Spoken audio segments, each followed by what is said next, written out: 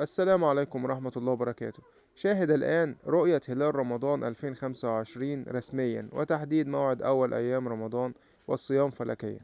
السلام عليكم ورحمة الله وبركاته. يترقب المسلمون في مختلف أنحاء العالم يوم الجمعة الموافق 28 من فبراير 2025 رؤية هلال شهر رمضان المبارك لتحديد غرة الشهر الفضيل للعام الهجري 1446 هجريا. ومع اقتراب الشهر الكريم تتزايد عمليات البحث في السعودية والدول العربية حول رؤية هلال رمضان وتوقيت أول أيام الصيام. تعتمد معظم الدول الإسلامية على الاستطلاع الشهري للهلال لتحديد موعد الشهر.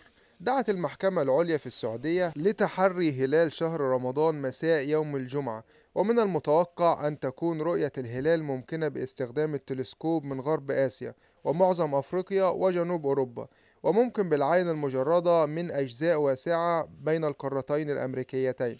ووفقا للتوقعات قد تعلن بعض الدول الإسلامية أن يوم السبت الموافق 1 مارس 2025 هو أول أيام الشهر الفضيل، بينما قد تتأخر دول أخرى ليكون الأحد 2 مارس 2025 هو أول أيام شهر رمضان المبارك. ووفقا للحسابات الفلكية فمن المتوقع أن يكون أول أيام شهر رمضان المبارك هو يوم السبت الموافق 1 مارس 2025.